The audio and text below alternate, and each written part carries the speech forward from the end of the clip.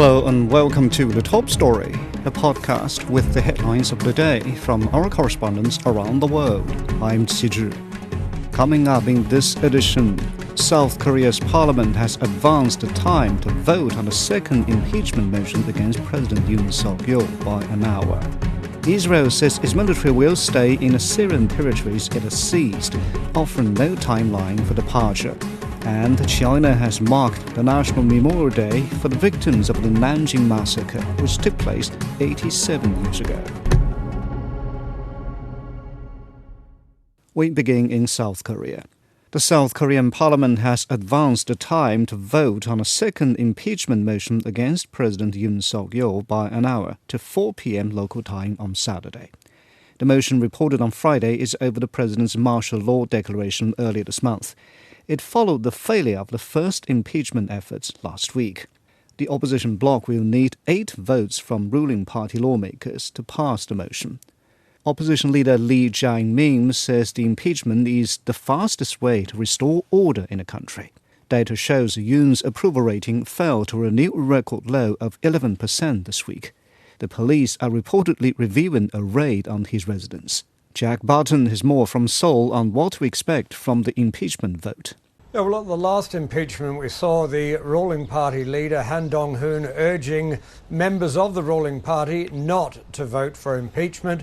But this time, he's told members of the party to vote with their conscience. And he said he has, in fact, backed impeachment. And so there is inferring that he supports other members of the People Power Party, which is President Yoon's party, to do so. Now, the one lawmaker who did, the ruling party lawmaker who did vote for impeachment last time, Kim Sung-wook, he says he has been receiving death threats since making that vote, with people calling him disloyal, a traitor to his party. No doubt some of the lawmakers will be worried about receiving the same treatment if they do vote for impeachment, but also ruling party lawmakers who've been reluctant to do so, saying they are being bombarded with thousands of text messages and calls from Koreans calling for them to act on impeachment, some calling it a form of phone terrorism. But more and more it is feeling like we might get that number of ruling party lawmakers that is needed to cross the floor, and that is 8. That is all that is needed, 8 additional votes for impeachment, or even a quorum so that the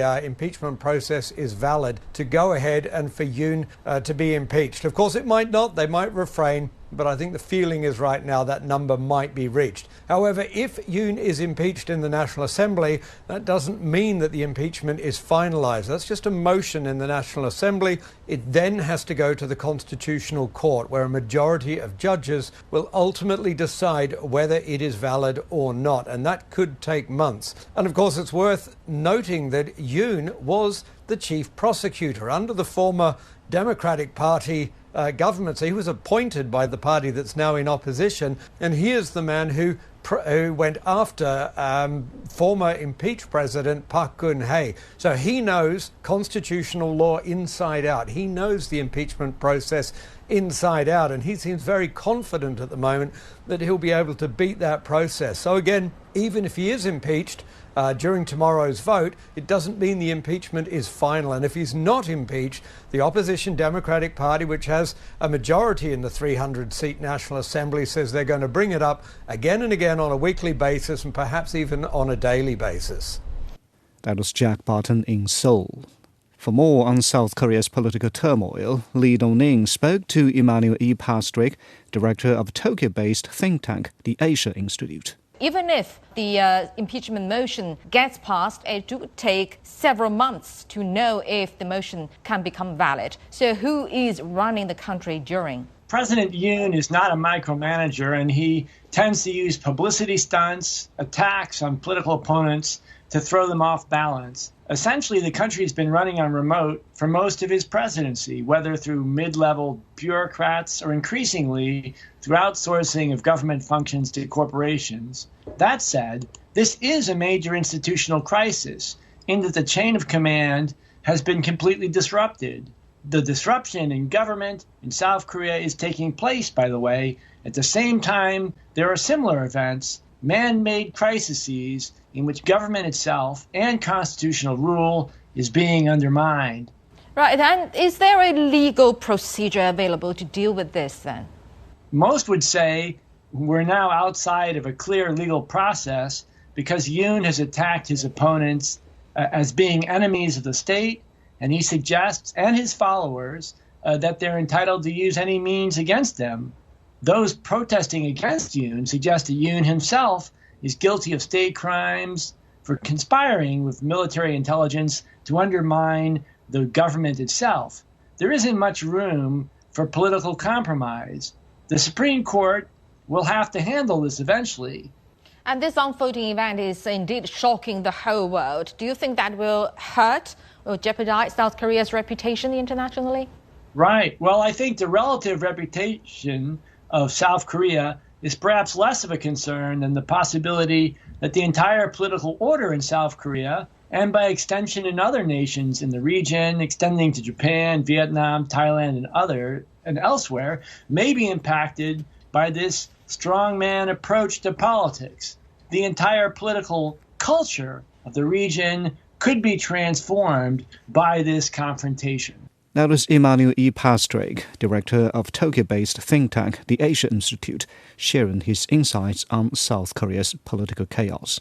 Turning to the Middle East, Israel says its military will stay in the Syrian territories it has seized until its security demands. Prime Minister Benjamin Netanyahu says the deployment of Israeli soldiers will be temporary, but he offered no timeline for departure. Israeli media reports that a military official who is responsible for the Golan Heights said anything between 4 days and 4 years will be correct. The Israeli military also released a video showing its forces operating in Syria. Philip Crowther with the Associated Press has more from Damascus.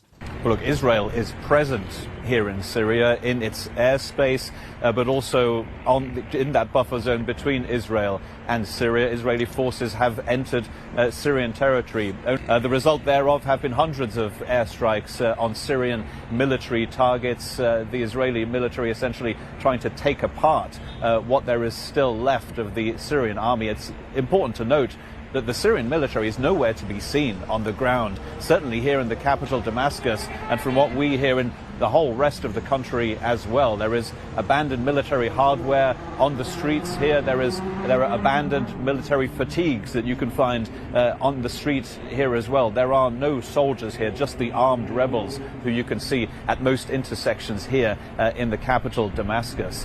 In that buffer zone between Israel and Syria, we are not seeing any concrete added advances from Israeli troops. But Israeli Prime Minister Benjamin Netanyahu has said that those troops are going to stay until there is a force the other side of the border, in other words, in Syria, that can guarantee security. Now, you can see the problem here that while Israel is destroying military hardware and the Syrian military is nowhere to be seen on the streets of Syria right now, you can see that that process could take months or even years. That was Philip Crowther reporting in Damascus. In Europe, the Austrian government has started preparations for a deportation program to repatriate Syrians living in the country back to their homeland. Johannes Pleschberger has more from Vienna. Syrian refugee Ibrahim Hame hopes to stay in Austria despite the country's deportation plans. Originally from northern Syria, Ibrahim was only 14 when he fled to Vienna and then worked his way up. He's now running his own business. I'm very happy to be here in Austria, and I'm gonna stay here in Austria forever because I have my barber shop and I'm working here. I can say just thank you for Austrian people. Is welcome for us. Vienna's Brunnenmarkt is a prominent cultural center of the Syrian diaspora, but many of the people here could soon be forced to leave. The Austrian government started a reassessment of about 40,000 Syrians granted status in the country over the last 5 years. The repatriation plan is set to provide flights for those who return voluntarily, but those who did not find work and are not integrated face being forcefully deported. It's a clear signal for the Syrian community that we don't want you here. On the other hand, it's a very clear signal to the own electorate to show we are tough on refugees, we are reacting from the first day on, even though this does not really correspond to the legal obligation Austria has. After Germany, Austria has taken in the most Syrian refugees in Europe, but the willingness to host more is dwindling. During the recent parliamentary elections, the migration-critical Freedom Party gained the most votes. If the Syrian refugees don't integrate here and accept all our rights and obligations, then it's better they go home. Those Syrians who are criminals should definitely be sent home. The country's Office for Immigration and Asylum says it won't deport people whilst the situation in Syria remains volatile, so it's still unclear if and when enforced repatriations will go ahead. In the meantime, Ibrahim continues to run his barbershop, hoping he won't be affected by the government's plans. That was Johannes Pleshberger in Vienna. In China, the country has marked the National Memorial Day for the victims of the Nanjing Massacre, which took place 87 years ago. Residents in the eastern Chinese city attended the memorial ceremony on Friday, observing a moment of silence along with the resonating sirens. Zhou Jiaxing has more on the event.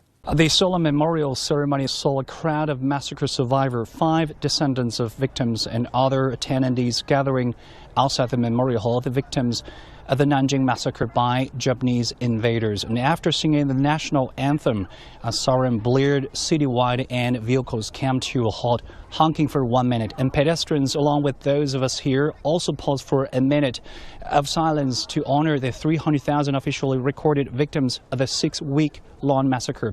And this year, 6 survivors of the Nanjing Massacre have passed away, leaving only 32 registered survivors. Sadly, the harrowing accounts of those who have passed, along with the profound grief of countless families, remain largely unknown to the rest of the world. And in recent years, Nanjing has made significant efforts to organize memorial events to ensure that this history is not forgotten. And early this month, survivors and descendants of victims gathered at the memorial hall to pay tribute to their loved ones in front of the Wailing Wall engraved with the names of the victims. And through Friday, morning activities and peace-themed assemblies are also being held across the city and abroad. And in July, we know that Nanjing University organized a memorial event in Berlin to honor a staff member of the German company Siemens, who once helped establish an international safety zone with other foreigners during the massacre, protecting Chinese civilians.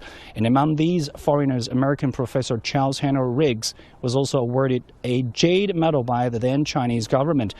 And this May, Mr. Riggs' 4 descendants also visit Nanjing and donated valuable relics and historical materials, including a letter of detailing the atrocities and the plight of refugees. And these items are crucial pieces of evidence documenting war crimes. And we also learned that since the 1980s, the Memorial Hall has collected over 1,000 sets of relics, including battlefield journals of Japanese infantry and those rare photos of Unit 6044, which carried out biological warfare experiments. And these artifacts serve as living testimonies to the frigid winter when one of the most barbaric chapters of World War II unfolded. And this history stands as a stark warning that such atrocities must never happen again. And it reminds us that the peace in our times requires relentless effort and collaboration across culture. That was Zhou Jiaxing in eastern China. Finally, in North America, a wildfire continues to rage near Los Angeles. The blaze has been burning since Monday, threatening property and people. Authorities have issued an evacuation order for thousands of people living in the area. Caroline Malone reports. Firefighters continue to battle the flames from the Franklin fire around Malibu, which remains mostly uncontained. Despite their best efforts and federal resources, a number of structures have been destroyed. Strong winds and low humidity are making it difficult. If we have that diurnal wind change, that could create other challenges for us. So that's why we're going to leave all of the personnel on scene. We're going to continue to fight the fire and try to get as much containment as possible, because you're right. Up until this point, it's been a wind-driven fire. If the wind changes direction, we're going to have the fire moving into new areas. The fast-moving fire has been burning since Monday.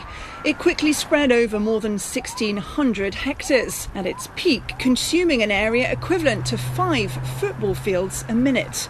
A major evacuation order was issued, but for some people, including students and employees at Pepperdine University, it was dangerous to move and they had to shelter in place. There are also air quality issues with these kinds of fires. On Wednesday, winds pushed smoke toward the ocean. Calmer weather helped firefighters establish containment lines in steep terrain. But there's also concern on Thursday that an offshore wind change could push the dangerous air back on land, creating air pollution that's particularly unhealthy for people who have conditions like asthma or heart disease. Thousands of firefighters are involved in battling the flames.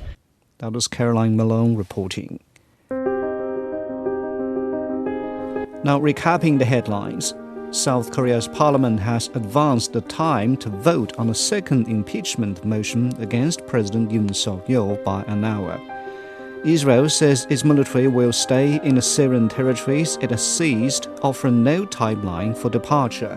And China has marked the National Memorial Day for the victims of the Nanjing Massacre, which took place 87 years ago. And that's it for this edition of The Top Story, a podcast that brings you world headlines every weekday. For more news in politics, business, sports and culture, you can subscribe to The Beijing Hour, a one-hour podcast news magazine program. We welcome and appreciate all ratings and reviews. I'm Qi Zhi. Thanks for listening.